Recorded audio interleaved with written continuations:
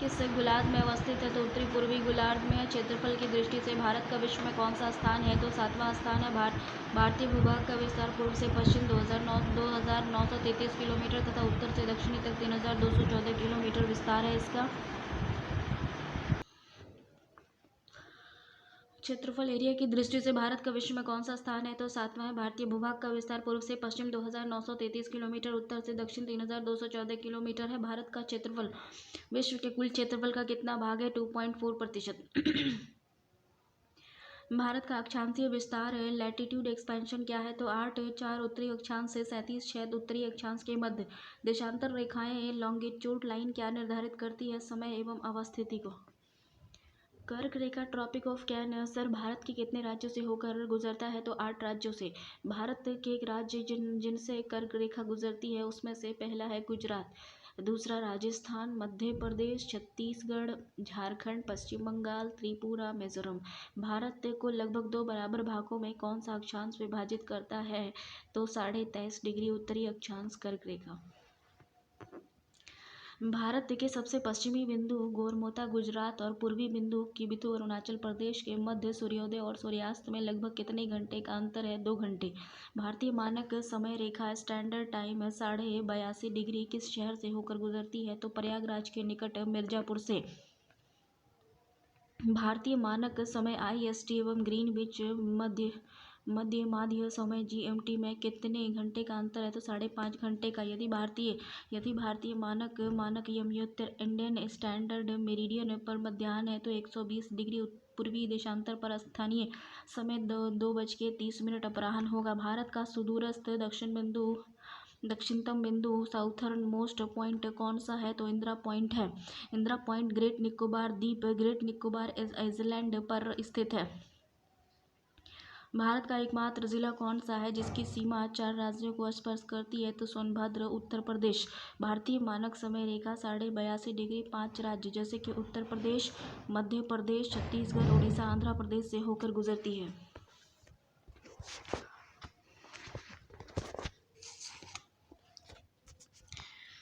उसके बाद कहता है कि देश के दादर व नागर हवेली दमन दीव का विलय हो गया। संसद ने लोकसभा में 27 नवंबर 2019 को तथा राज्यसभा में 3 दिसंबर 2019 को पारित दादर व नागर हवेली और दमन दीव विधेयक 2019 के माध्यम से उपयुक्त दोनों केंद्र शासित प्रदेशों का विलय कर दिया है। यह पुनर्गठन 26 जनवरी 2020 से प्रभावी है। अब नए केंद्र शासित प्रदेश का नाम दादर नागर हवेली दमन दीव होगा और इसकी राजधानी दमन होगी। देश में चातुर्दिक अंतिम सीमा बिंदु कौन कौन से हैं? जैसे उत्तरतम बिंदु जो है वो इंदिरा कॉल लद्दाख में है। दक्षिणतम बिंदु जो है इंदिरा पॉइंट ग्रेट निकोबार में है। पश्चिम बिंदु जो है गोहारमोता गुजरात में है। पूर्वी बिंदु जो है किबिथु अरुणाचल प्रदेश में है। मुख्य भूमि का दक्षिणतम बिंदु जो है कन्याकुमारी के 8.4 डिग्री उत्तरी अक्षांश तमिलनाडु में है। हिमालय की प्रमुख पर्वत श्रेणियों का उत्तर से दक्षिण में क्रम कौन कौन सा है? तो सबसे पहले काराकोरम है, फिर लद्दाख है, फिर जास्कर है, फिर पंजाल है, फिर शिवालिक है। भारतीय मानक समय रेखा एवं कर्क रेखा एक दूसरे को छत्तीसगढ़ में काटती है। भारत की मुख्य भूमि की तटीय लंबाई कितनी है? 6100 किलोमीटर। म्यांमार की सर्वाधिक सीमा किस भारतीय राज्य को स्पर्श करती है? तो अरुणाचल प्रदेश। जनसंख्या की दृष्टि से भारत का विश्व में कौन सा स्थान है? दूसरा। असम की सीमा कुल कितने राज्यों एवं केंद्र शासित प्रदेशों को स्पर्श करती है? 7। रॉस द्वीप, नील द्वीप और हैवलॉक द्वीप का नाम परिवर्तित कर दिया गया है। रॉस द्वीप का नाम नेताजी सुभाष चंद्र बोस द्वीप रखा गया है। नील द्वीप का नाम शहीद द्वीप रखा गया है।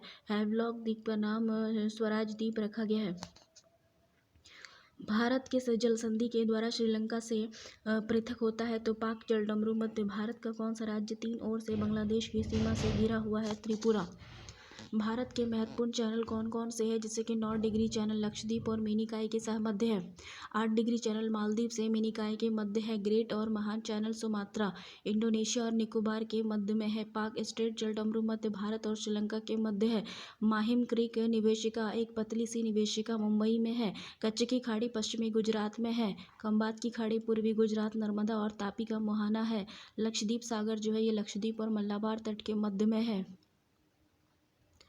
मन्नार की खाड़ी दक्षिण पश्चिम तमिलनाडु और श्रीलंका के मध्य है। कोको स्ट्रेट जलडमरू मध्य कोको द्वीप म्यांमार और उत्तरी अंडमान के मध्य है।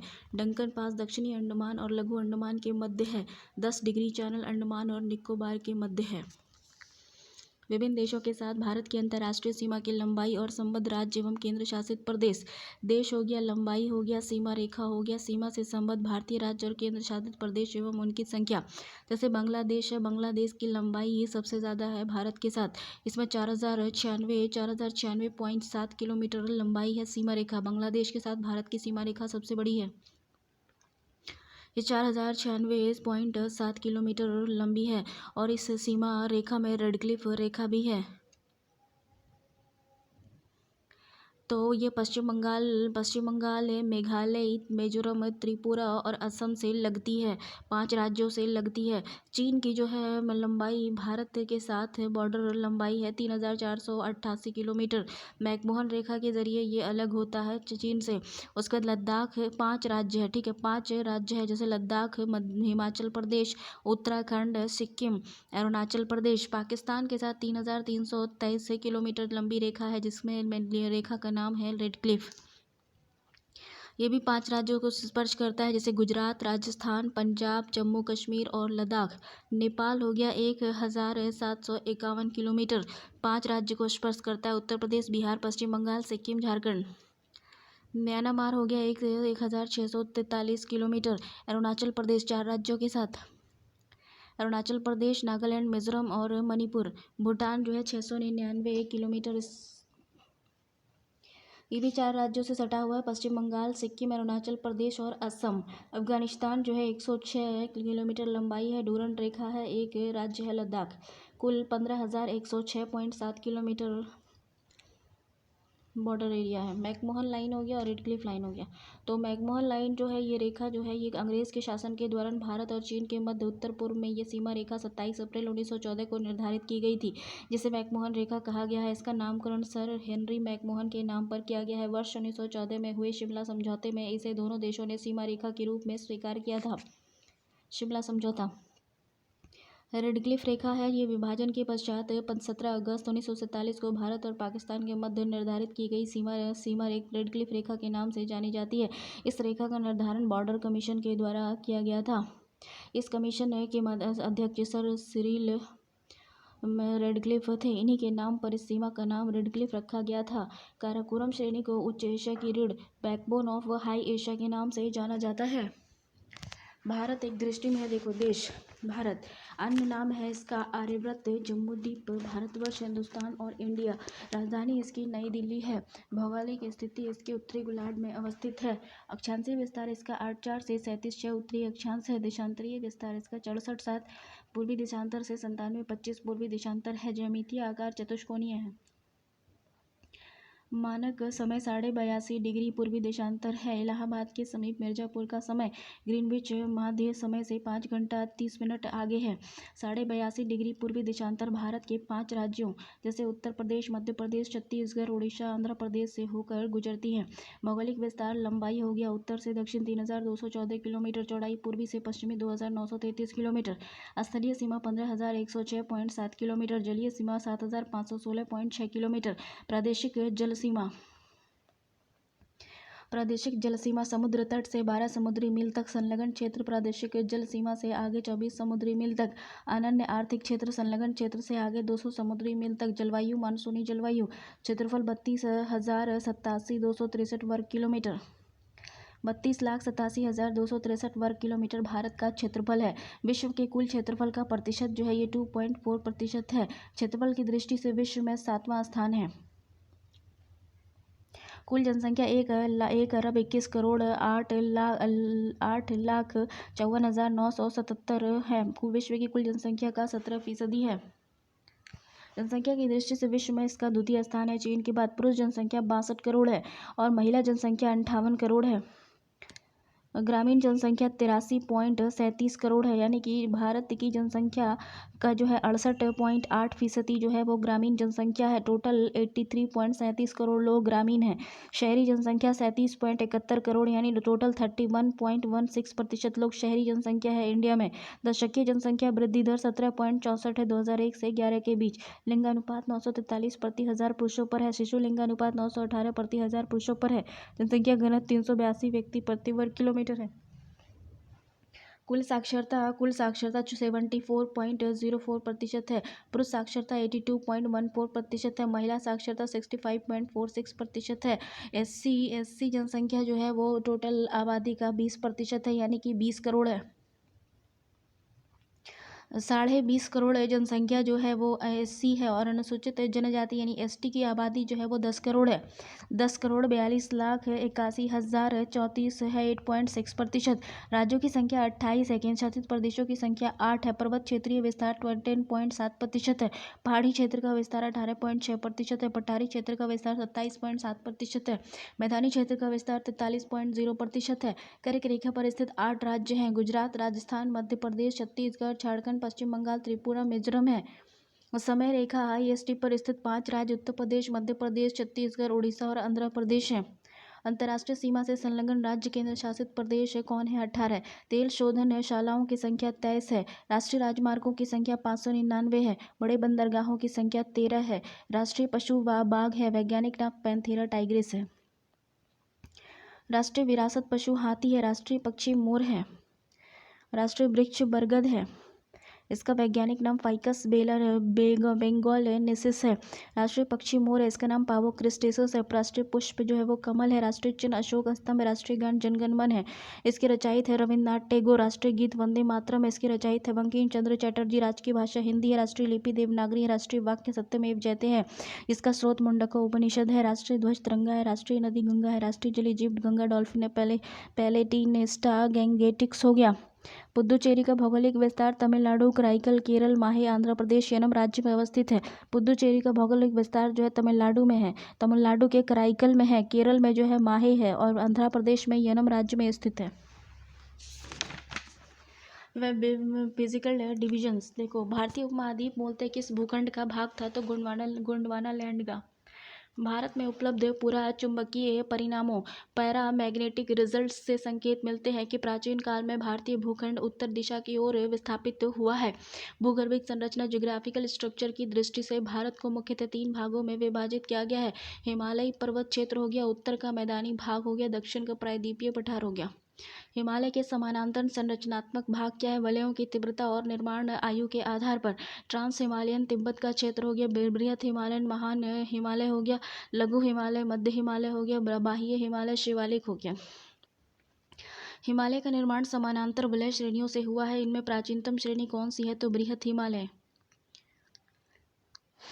उत्तर भारत में उप हिमालय क्षेत्र के सहारे विस्तारित समतल मैदान को क्या कहा जाता है? तो भावर कहा जाता है। हिमालय का पर्वतपदीय प्रदेश कौन सा है? शिवालिक। शिवालिक शैल समूह के दक्षिण में स्थित भावर क्षेत्र की संरचना का उदाहरण है गिरिपद स्थिति का।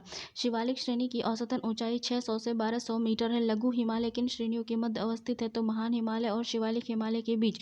हिमालय की नवीनतम पर्वत श्रेणी कौन सी है? शिवालिक है। नर्मदा और तापी नदियों के मध्य कौन सी पर्वत श्रेणी है? तो सतपुड़ा। हिमालय की सबसे ऊंची पर्वत श्रेणी कौन है? तो हिमाद्री और बृहत हिमालय। ग्रेट हिमालयन की औसतन ऊंचाई 6100 मीटर है। फिर पंजाल श्रेणी किस राज्य में अवस्थित है? जम्मू कश्मीर में। पूर्वी हिमालय की तुलना में पश्चिमी हिमालय में ट्री लाइन की ऊंचाई कम है। उत्तराखंड के पाताल तोड़ कुएं किस भाग में पाए जाते हैं? तराई भाग में। अक्साई चीन किस क्षेत्र का भाग है? लद्दाख का। पश्चिमी हिमालय वेस्टर्न हिमालय प्रदेश के प्रमुख प्राकृतिक संसाधन क्या है? वन। भारत की प्राचीनतम पर्वत श्रृंखला कौन सी है? अरावली। अरावली श्रेणी की अनुमानित आयु कितनी है? तो 600 से 570 मिलियन वर्ष। माउंट एवरेस्ट को नेपाल में सागर माथा के नाम से जाना जाता है। अरावली किस प्रकार की पर्वत श्रेणी है? तो रेसिडुअल माउंटेन। अरावली जो है वो अपशिष्ट पर्वत है। दक्षिण भारत की सबसे ऊंची चोटी कौन सी है? तो अन्नामुडी 2695 मीटर। केरल।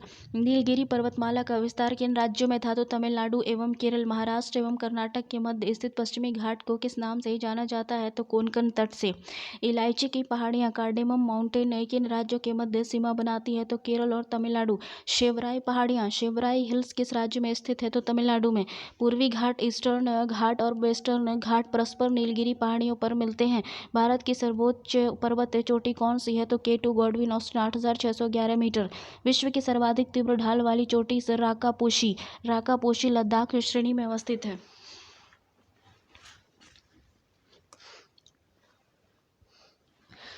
माना दर्रा उत्तराखंड को किससे जोड़ता है? तिब्बत से। माना दर्रा उत्तराखंड को तिब्बत से जोड़ता है। नंदा देवी शिखर किस राज्य में अवस्थित है? उत्तराखंड में। अरावली श्रेणी का उच्चतम पर्वत शिखर कौन सा है? तो गुरु शिखर 1722 मीटर, राजस्थान। हिमालय पर्वत की एक श्रेणी अराका नयोमा किस देश में स्थित है? म्यांमार में। कल्लू घाटी वैली किन पर्वत श्रेणियों के मध्य स्थित है? तो धौलाधर और पीठ पंजाल की। पालघाट दर्रा किन पहाड़ियों के मध्य है? तो नीलगिरी और अन्नामलाई पहाड़ियों के बीच। नाथुला दर्रा किस राज्य में स्थित है? तो सिक्किम में। उत्तराखंड में कोनधारी वनों और छोटे छोटे घास के मैदान को बुग्याल और पयार के नाम से जाना जाता है। पामीर का पठार है यहाँ पर। ये भाई तो पामीर का पठार तो चला गया होगा उधर पाकिस्तान में। देखो यहाँ पे तो लिपुलेखा माना नीति दर्रा कहाँ स्थित है? तो उत्तराखंड में। लिपुलेख माना नीति दर्रा कहाँ स्थित है? उत्तराखंड में। रोहतंग दर्रा किस राज्य में स्थित है? हिमाचल प्रदेश में। पूर्वी हिमालय में औसतन हिमरेखा स्नो लाइन 3500 मीटर और पश्चिमी हिमालय में 2500 मीटर ऊंचाई पर पाई जाती है। भारत का सबसे बड़ा हिमनद ग्लेशियर कौन सा है? सियाचिन, लद्दाख। चौराबाड़ी ग्लेशियर कहाँ स्थित है? तो केदारनाथ मंदिर के उत्तर में, उत्तराखंड। हिमालय का पठार किसका भाग है? तो प्रायद्वीपीय भारत का। भारत के प्रायद्वीपीय पर्वत किस काल में निर्मित हुए थे? तो पैलियोजोइक ईरा में। अरावली और विंध्याचल श्रृंखलाओं के मध्य कौन सा पठार स्थित है? तो मालवा का पठार। दंडकारण्य क्षेत्र डंगाकारण्य रीजन कहाँ अवस्थित है? तो छत्तीसगढ़ उड़ीसा के मध्य भाग में। लघु हिमालय एवं शिवालिक श्रेणी के मध्य में विस्तृत समतल संरचनात्मक स्थल को पूर्व में द्वार और पश्चिम में दून के नाम से जाना जाता है। भारत का औसतन समुद्र तल किस तट से मापा जाता है? तो चेन्नई में। भारत की समुद्र तट रेखा की कुल लंबाई कितनी है? 7516.6 किलोमीटर। किस राज्य की तटीय सीमा सबसे लंबी है? तो गुजरात की 1214.7 किलोमीटर। भारत के कितने राज्य समुद्री तट रेखा से संलग्न है? तो 9 राज्य और 4 केंद्र शासित प्रदेश। भारत के तटीय राज्य और केंद्र शासित प्रदेश कौन कौन से हैं? तो गुजरात है, महाराष्ट्र है, कर्नाटक है, केरला है, तमिलनाडु है, पश्चिम बंगाल है, आंध्र प्रदेश है, उड़ीसा है, गोवा है, पुदुचेरी है, दमन दीव है, अंडमान निकोबार और लक्षद्वीप है। प्राचीन भारतीय ऐतिहासिक भूगोल में रत्नाकर नाम किसका सूचक है? हिंद महासागर का। तमिलनाडु और आंध्र प्रदेश के समुद्री तट का क्या नाम है? कोरोमंडल तट। तमिलनाडु और आंध्र प्रदेश के समुद्री तट का क्या नाम है? कोरोमंडल तट। कन्याकुमारी को किस अन्य नाम से जाना जाता है? Cap Comorin. अंडमान निकोबार द्वीप समूह में सबसे अधिक ऊंचाई वाली चोटी कौन सी है? तो सेंट्रल पीक। अंडमान निकोबार द्वीप समूह स्थित है बंगाल की खाड़ी में। अंडमान निकोबार द्वीप समूह के में द्वीपों की संख्या कितनी है? 572। 10 डिग्री चैनल 10 डिग्री चैनल किन दो द्वीपों को पृथक करता है अंडमान को निकोबार द्वीप से? बैरन द्वीप आइलैंड अवस्थित है बंगाल की खाड़ी में। श्रीहरिकोटा द्वीप कहाँ अवस्थित है? तो पुलिकट झील के समीप। राम सेतु एडम्स ब्रिज कहाँ से प्रारंभ होता है? धनुषकोडी से। राम सेतु या एडम्स ब्रिज कहाँ से प्रारंभ होता है? तो धनुषकोडी से। लक्षद्वीप कहाँ अवस्थित है? अरब सागर में। भारत का कौन सा द्वीप समूह प्रवाल निर्मित है? लक्षद्वीप। मिनिकॉय आइलैंड भारतीय तट रेखा के सुदूरवर्ती द्वीप की श्रेणी में आता है। भारत एवं श्रीलंका के मध्य कौन सा द्वीप स्थित है? तो पंबन द्वीप, रामेश्वरम।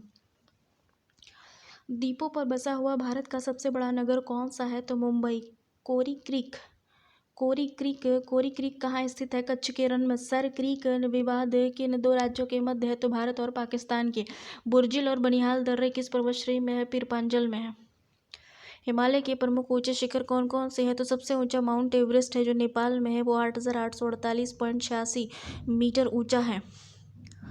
काराकोरम केटू जो है भारत में है लेकिन ये पीओके में है, ठीक है। 8611 मीटर ऊंचा है। गॉडविन ऑस्टिन, ठीक है ना, पीओके में है। कंचनजंगा जो है भारत नेपाल सीमा में है, 8586। उसके बाद मकालू है नेपाल में 8,481, धौलागिरी नेपाल में 8,167, नंगा पर्वत भारत है 8,126, अन्नपूर्णा नेपाल हो गया 8,091, नंदा देवी भारत 7,816, कामेत भारत 7,756, नमचा बरचा तिब्बत चीन 7,782, गुरुला मंधाता तिब्बत चीन 7,728, सतलज एवं सिंधु नदी के मध्य स्थित हिमालय के भाग को कश्मीर हिमालय और पंजाब हिमालय के नाम से जाना जाता है। जलवायु क्लाइमेट हो गया, किसी क्षेत्र की जलवायु को निर्धारित करने वाला प्रमुख कारक कौन सा है? अक्षांशीय अवस्थिति। जलवायु को नियंत्रित करने वाले कारकों से संबंधित शब्द कौन है? जलवायु को नियंत्रित करने वाले कारकों के लिए एक शब्द लैंड फॉर्म्स प्रयोग किया जाता है जो जलवायु को प्रभावित करता है, जैसे कि लैंड फॉर्म्स। एक लैटिट्यूड हो गया, एल्टीट्यूड हो गया, nearness from sea, direction of wind हो गया, फॉरेस्ट हो गया, ओशियन करंट हो गया, रेनफॉल हो गया, माउंटेन एंड सॉइल हो गया, अक्षांश हो गया, ऊंचाई हो गया, समुद्र से इसकी नजदीकी हो गया, पवन की दिशा हो गया, वन हो गया, समुद्री जलधाराएं हो गई, वर्षा हो गया, पतझड़ पर्वत हो गया और मिट्टी हो गया। भारत में ग्रीष्मकालीन मानसून के प्रवाह की सामान्य दिशा क्या है? दक्षिण पश्चिम से उत्तर पूर्व की ओर। भारत के उत्तरी पश्चिमी मैदान में शीत ऋतु में किसके प्रभाव से वर्षा होती है? तो पश्चिमी विक्षोभों के प्रभाव से। भारत के किन राज्यों में शरद ऋतु में वर्षा होती है? तो पंजाब एवं तमिलनाडु। भारत में औसतन वार्षिक वर्षा कितनी है? तो लगभग 125 सेंटीमीटर। भारत में सर्वाधिक वर्षा किन राज्यों में होती है? तो पश्चिमी घाट, पूर्वी हिमालय तथा मेघालय। भारत में उष्णकटिबंधीय मानसूनी जलवायु पाई जाती है तथा वहाँ सर्वाधिक वर्षा दक्षिण पश्चिम मानसून द्वारा होती है, तो जलवायु को मानसूनी जलवायु कहा जाता है। भारतीय उपमहाद्वीप पर ग्रीष्म ऋतु में उच्च ताप और निम्न दाब हिंद महासागर से वायु का आकर्षण ड्राउज कहते हैं, जिसके कारण प्रवाहित होती है दक्षिणी पश्चिमी मानसून। व्यापारिक पवनें ट्रेड विंड्स क्या होती हैं? तो व्यापारिक पवन है 0 से 30 डिग्री उत्तरी अक्षांश और दक्षिणी अक्षांश के मध्य बहने वाली पवन है। ये पवन उपोष्ण उच्च जलवायु दाब कटिबंधों 35 डिग्री एनएस से विषुववृत्तीय निम्न वायु दाब कटिबंध 0 से 5 डिग्री एनएस की ओर बहती है। उत्तरी गोलार्ध में इन्हें उत्तरी पूर्वी व्यापारिक पवनें और दक्षिणी गोलार्ध में इन्हें दक्षिणी पूर्वी व्यापारिक पवनें कहा जाता है। पश्चिम बंगाल और असम। देखो, पश्चिम बंगाल और असम में ग्रीष्म ऋतु में चलने वाले पवन को स्थानीय भाषा में क्या कहते हैं? काल वैशाखी और चाय वर्षा। भारत में सबसे कम वर्षा वाला स्थान कौन सा है? लेह लद्दाख। कोपेन ने वर्ष 1918 में विश्व की जलवायु को कितने वर्गों में विभाजित किया था? तो 5 वर्गों में। जलवायु के निर्धारण का आधार क्या है? वार्षिक मासिक औसतन तापमान और वार्षिक मासिक वर्षा और वनस्पति। केपिन की योजना के अनुसार भारत के जलवायु प्रदेश को देखो, जैसे जलवायु के प्रकार, संकेतक और क्षेत्र। लघु शुष्क ऋतु वाची मानसूनी जलवायु AMW, गोवा के दक्षिण में भारत का पश्चिमी तट। शुष्क ऋतु AS, तमिलनाडु का कोरोमंडल तट। उष्णकटिबंधीय सावाना जलवायु AW, कर्क के दक्षिण में प्रायद्वीपीय पठार का अधिकांश भाग। अर्ध शुष्क स्टेपी जलवायु BSHW, उत्तरी पश्चिमी गुजरात, पश्चिमी राजस्थान, पंजाब के कुछ भाग। शुष्क ऋतु हो गया CWG, गंगा का मैदान, पूर्वी राजस्थान, उत्तरी मध्य प्रदेश, उत्तरी पूर्वी भारत का अधिकतर प्रदेश है ये। अंत है उष्णकटिबंधीय अभिसरण क्षेत्र ITCZ एक निम्न वायुदाबी पट्टी है जो पृथ्वी के चारों ओर सामान्यतः विषुववृत्त रेखा के ऊपर चारों ओर स्थित है। वस्तुतः यह एक दोलायमान पट्टी है। ITCZ वह क्षेत्र है जहां उत्तर पूर्वी और दक्षिणी पूर्वी व्यापारिक पवनें मिलती हैं। दोनों पवनों के मिलने से विषुववृत्तीय पछुआ पवन की उत्पत्ति होती है। लू उत्तरी मैदान में पंजाब से बिहार तक चलने वाली शुष्क और पीड़ादायक पवन होती है।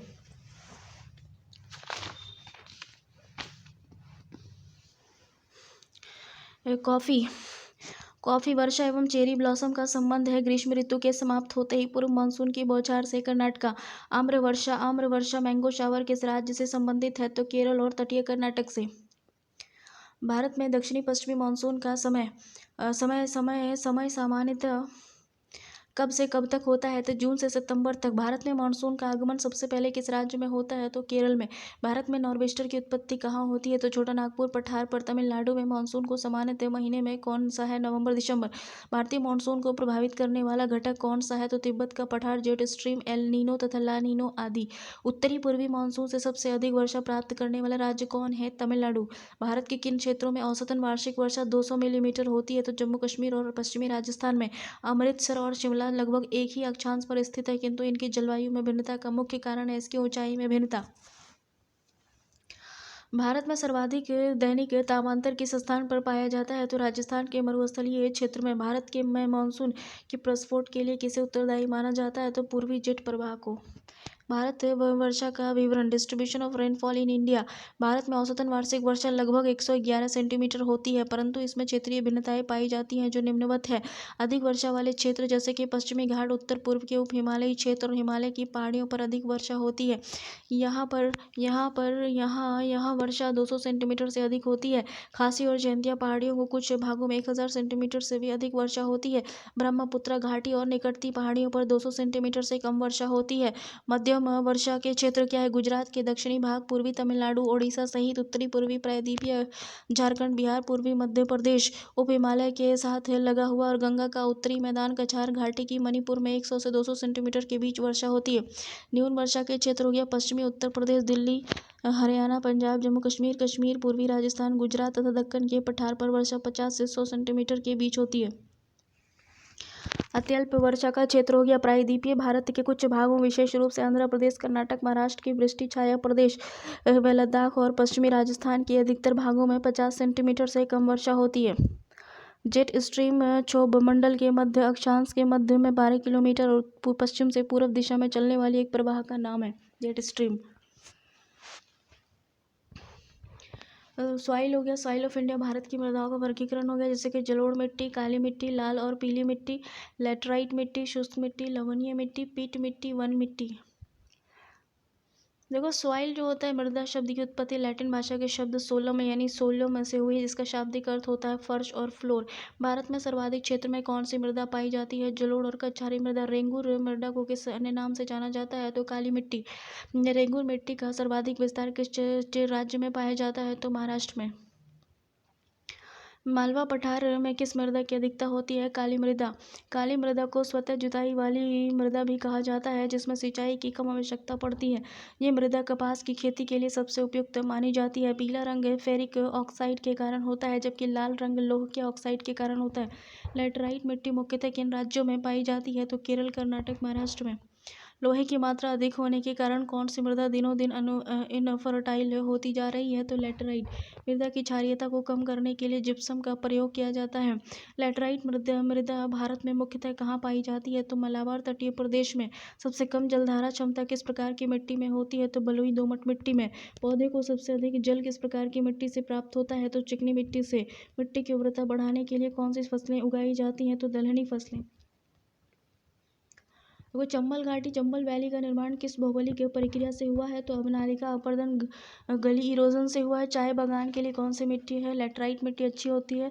दोमट मिट्टी में कौन से कण पाए जाते हैं? तो सिल्ट, क्ले एंड सैंड होता है। गाद, मृत्तिका और रेत, ये लोई में दोमट मिट्टी में पाई जाती है।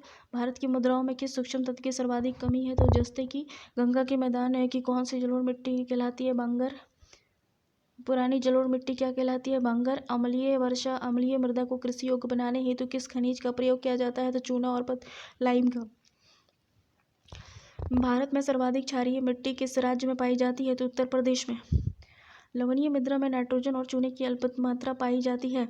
जैव मृदा ऑर्गेनिक सॉइल का रंग पीला क्यों होता है? अम्लीय और फेरस आयरन के कारण। पश्चिमी राजस्थान की मिट्टी में किस खनिज की अधिकता पाई जाती है? तो कैल्शियम की। मरुस्थलीय मिट्टी डेजर्ट सॉइल में किस पोषक तत्व का अभाव पाया जाता है? तो नाइट्रोजन का। मृदा अपरदन सॉइल इरोजन को किस प्रकार रोका जा सकता है? तो वनारोपण के द्वारा। पीएच मान के अनुसार मृदा की प्रकृति कैसी है? जैसे 1 से 6। अम्लीय मिट्टी एसिडिक सॉइल हो गया। 7 हो गया उदासीन मिट्टी न्यूट्रल सॉइल हो गया। 8 से 14 हो गया क्षारीय मिट्टी अल्कलाइन सॉइल हो गया। लाल और पीली मिट्टी अम्लीय प्रकृति की होती है, जिसमें नाइट्रोजन, फास्फोरस, ह्यूमस जैव पदार्थ की कमी होती है।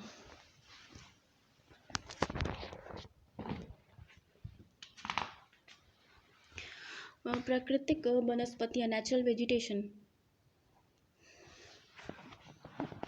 ट्रॉपिकल वेट एवरग्रीन फॉरेस्ट जो है टोटल प्राकृतिक वनस्पति नेचुरल वेजिटेशन में इसका 2.92% क्षेत्र है।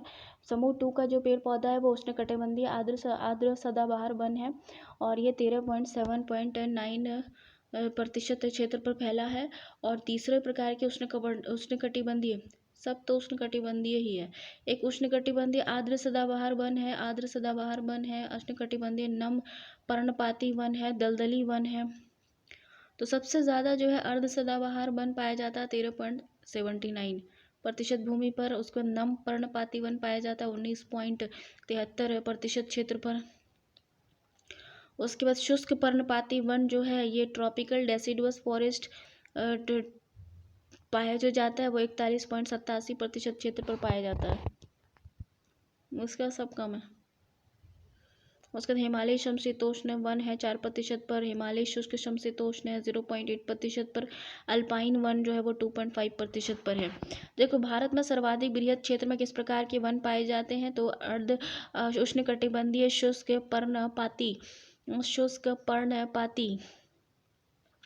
शुष्क पर्णपाती वन पाए जाते हैं और उष्णकटिबंधीय सदाबहार वन क्षेत्र में औसतन वार्षिक वर्षा 200 सेंटीमीटर से अधिक होती है। भारतीय वनस्पति सर्वेक्षण के संस्थापक सर जॉन किंग थे, जिसकी स्थापना 13 फरवरी 1890 को हुई थी। भारतीय वनस्पति सर्वेक्षण संस्थान BSI देहरादून। भारत में सिनकोना वृक्ष कहाँ पाया जाता है, तो दार्जिलिंग में। दार्जिलिंग में सिनकोना वृक्ष पाया जाता है, दार्जिलिंग में। कत्था बनाने हेतु किस वृक्ष की लकड़ी का प्रयोग होता है, तो खैर वृक्ष का। सामाजिक वानिकी में प्रयुक्त बहुउद्देशीय वृक्ष का उदाहरण है खेजड़ी। भारत में वन संरक्षण अधिनियम फॉरेस्ट कंजर्वेशन एक्ट किस वर्ष पारित किया गया, तो वर्ष 1980 में। सागौन साल के वृक्ष किस प्रकार के वनों में पाए जाते हैं, तो उष्णकटिबंधीय आर्द्र पर्णपाती वन में।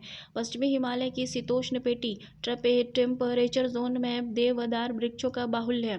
बांस बम्बू की कौन सी प्रजाति छत्तीसगढ़ में सर्वाधिक पाई जाती है, लाठी बांस।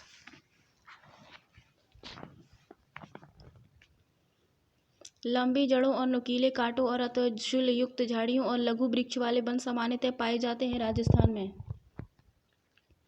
संयुक्त राष्ट्र खाद्य कृषि संगठन की नवीन रिपोर्ट के अनुसार वार्षिक स्तर पर वन क्षेत्रों में सबसे ज़्यादा वृद्धि में भारत को विश्व में कौन सा स्थान प्राप्त हुआ है, तो 8वां स्थान। भोजपत्र वृक्ष कहाँ पाया जाता है, तो हिमालय में।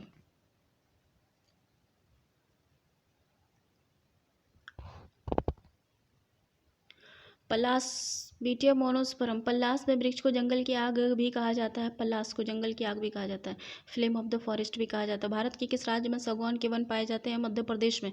समुद्र तल से सर्वाधिक ऊंचाई पर पाया जाने वाला वृक्ष कौन सा है, देवदार। चिपको आंदोलन के प्रणेता कौन थे, सुंदरलाल बहुगुणा। भारतीय वन सर्वेक्षण की स्थापना कब हुई थी, 1 जून 1981 को। भारत में मैंग्रोव वनस्पति कितने क्षेत्रफल में विस्तृत है, 4975 वर्ग किलोमीटर।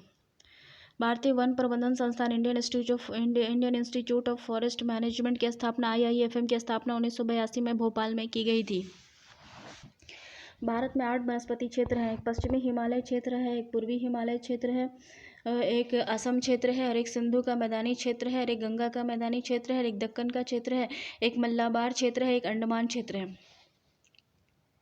ठीक है ना। Forest research institute. तो पश्चिमी हिमालय क्षेत्र कश्मीर से कुमायूं तक है, और इसमें शीतोष्ण कटिबंधीय भाग में चिड़, देवदार, शंकुधारी वन, चौड़ी पत्ती वाले वन पाए जाते हैं। अल्पाइन क्षेत्र हो गया शीतोष्ण के से ऊपरी सीमा, श्वेत देवदार, श्वेत भोज और वृक्ष और सदाबहार वृक्ष पाए जाते हैं। पूर्वी हिमालय क्षेत्र हो गया सिक्किम से दार्जिलिंग। शीतोष्ण क्षेत्र ओक, जायफल, द्विकफल, बड़े फूल और सदाबहार वृक्ष व छोटी बेत के जंगल पाए जाते हैं। असम क्षेत्र हो गया ब्रह्मपुत्र, सूरमा घाटी, इसमें सदाबहार वन, बीच में घने बांसों और लंबी घासों के झुरमुट हैं। सिंधु का मैदानी क्षेत्र हो गया पंजाब, पश्चिमी राजस्थान और इसकी गुजरात के मैदान हो गया क्षेत्र शुष्क व गर्म है, इसमें कटीले वन झाड़ियाँ मिलती हैं। यमुना का मैदानी क्षेत्र हो गया कछारी मैदान, इसमें गेहूँ, चावल, गन्ने की खेती होती है। दक्कन का क्षेत्र हो गया भारतीय प्रायद्वीप समग्र भूमि, इसमें पतझड़ वाले वृक्षों के जंगलों से लेकर तरह तरह की जंगली झाड़ियों के वन हैं। मलाबार क्षेत्र हो गया प्रायद्वीपीय तट, घने जंगलों के अतिरिक्त व्यापारिक फसलें पाई जाती हैं, जैसे नारियल, सुपारी, काली मिर्च, कॉफ़ी, चाय, रबड़ और काजू आदि। अंडमान क्षेत्र हो गया अंडमान द्वीप, इसमें सदाबहार, अर्ध सदाबहार, कच्छ वनस्पति, समुद्री तटीय अपलवावी जंगलों की अधिकता है।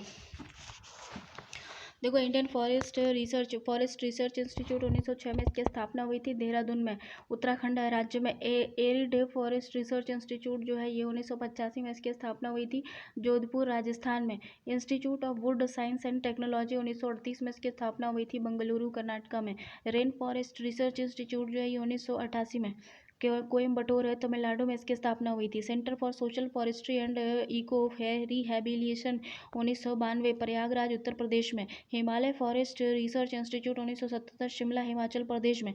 Advance centre for biotechnology and mangrove forest 1997 Hyderabad Telangana.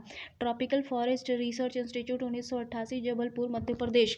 Institute of forestry research and human resources development 1995 Chhindwara Madhya Pradesh. Institute of forest productivity 1993 Ranchi Jharkhand हो गया। Indian plywood industries research and training institute 1962 Bengaluru Karnataka.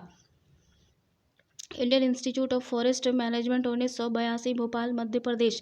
जीवी पंत हिमालयी पर्यावरण एवं विकास संस्थान 1988 अल्मोड़ा उत्तराखंड। उष्णकटिबंधीय वनस्पति उद्यान अनुसंधान संस्थान 1979 तिरुवनंतपुरम केरल।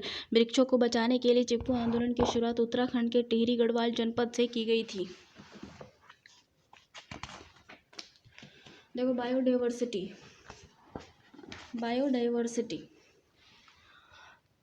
सिटी फॉरेस्ट हो गया सलीम अली जुब्बा सहानी। जम्मू कश्मीर में कौन कौन सा बायोडाइवर्सिटी क्षेत्र है? तो सिटी फॉरेस्ट है सलीम अली, दचीगाम है, किश्तवाड़ है, काजीरंगा है। लद्दाख में हेमिस है। उसके बाद हरियाणा में जो है कालेश्वर और सुल्तानपुर है। राजस्थान में मुकंदरा हिल्स है, मरुस्थलीय है, केवला देव है, अनंतभौर है, सरिसिका है। उसके बाद हिमाचल प्रदेश में बृहद हिमालय है, इंदर किला है, खीरगंगा है, पिन घाटी है, सिम्बाल है, बारा है। उत्तराखंड में जिम कॉर्बेट है, गंगोत्री है, गोविंद पशु विहार है, नंदा देवी है, राजा जी है, फूल घाटी है। सिक्किम में जो है कचनजंगा है। उत्तर प्रदेश में दुधवा है। बिहार में वाल्मीकि है। मध्य प्रदेश में बांधवगढ़ है, पन्ना है, फासिल है, संजय है, कान्हा है, सतपुड़ा है, माधव है, वन विहार है, पेंच है और डायनासोर है और कूनो है। झारखंड में बेतला है। उड़ीसा में भीतरकनिका सिमलीपाल है। महाराष्ट्र में चंदौली है, संजय गांधी है, गोगामल है, टोडोबा है, नवेगांव है, पेंच है। गुजरात में बनसंदा है, ब्लैक बक है, गिर है, मैरीन है। गोवा में जो है महावीर है, मोलम। कर्नाटका में अंशी है, बांदीपुर है, बनेरघट्टा है, कुंद्रेमुख है, राजीव गांधी है, नागरहोल है। केरला में अन्नामुडी है, इरावलीकुलम है, मथीकतनम है, शोला है, पराम्बीकुलम है, शोला है, पेरियार है, साइलेंट वैली शांत घाटी है। तमिलनाडु हो गया गिंडी हो गया, मन्नार मैरीन हो गया, इंदिरा गांधी अन्नामलाई हो गया, मुद्दुमलाई हो गया, मुकुर्थी हो गया, पालनपोली हो गया, पालनी पहाड़ी हो गया। आंध्र प्रदेश हो गया पापीकोंडा, राजीव गांधी, रामेश्वरम हो गया, श्री वेंकटेश्वर हो गया। तेलंगाना में हो गया केसु ब्राह्मण रेड्डी हो गया, महावीर हरिना बनस्थली हो गया, मुनग्रामी हो गया। छत्तीसगढ़ में इंद्रावती, कंगेर घाटी और गुरु घासीदास हो गया। पश्चिम बंगाल में बुक्सा, गोरुमारा, नाओरी, सिंगाली, सुंदरवन और जल्दापारा। त्रिपुरा में क्लाउडेड लेपर्ड विसोन। मिजोरम में मोरलेन और पंबन है, पुई। मणिपुर में काइबुल, लामजाओ और सिरोही। नागालैंड में इटांकी। असम में डिब्रू सेखोवा, काजीरंगा, मानस, नामेरी और ओरांग। अरुणाचल प्रदेश में माओलिंग, नमदफा। मेघालय में बाल प्रक्रम और नौक्रिक। विलुप्त हो रहे जीव और पेड़ पौधे के जीने के संरक्षण हेतु नॉर्वे द्वारा अंतर्राष्ट्रीय जीन बैंक की स्थापना की जा रही है। नॉर्वे के द्वारा। भारत का सबसे बड़ा वनस्पतिक उद्यान बॉटनिकल गार्डन कहाँ है भारत का? तो कोलकाता में। काजीरंगा राष्ट्रीय उद्यान किस लिए प्रसिद्ध है? तो एक सींग वाले गेंडे के लिए। महात्मा गांधी मैरीन राष्ट्रीय उद्यान किस राज्य में अवस्थित है? तो अंडमान निकोबार द्वीप समूह में महात्मा गांधी मैरीन राष्ट्रीय उद्यान। जीवाश्म नेशनल पार्क कहाँ अवस्थित है? तो मांडला मध्य प्रदेश में। कान्हा राष्ट्रीय उद्यान किस राज्य में अवस्थित है? तो किस लिए प्रसिद्ध है? तो रॉयल बंगाल टाइगर के लिए। वर्ष 1974 में स्थापित नमदफा राष्ट्रीय उद्यान किस राज्य में स्थित है? तो अरुणाचल प्रदेश में। बांदीपुर राष्ट्रीय उद्यान कर्नाटक में किस वर्ष स्थापित किया? तो 1974 में। नागरहोल राष्ट्रीय उद्यान का परिवर्तित नाम क्या है? तो राजीव गांधी राष्ट्रीय उद्यान कर्नाटक। नौक्रिक जैव मंडलीय क्षेत्र किस राज्य में अवस्थित है? तो मेघालय में। भारत का प्रथम राष्ट्रीय उद्यान कौन सा है? तो जिम कॉर्बेट राष्ट्रीय उद्यान। और अनंतभौर वन्यजीव अभयारण्य किस राज्य में अवस्थित है? तो राजस्थान में। Important wild life sanctuaries.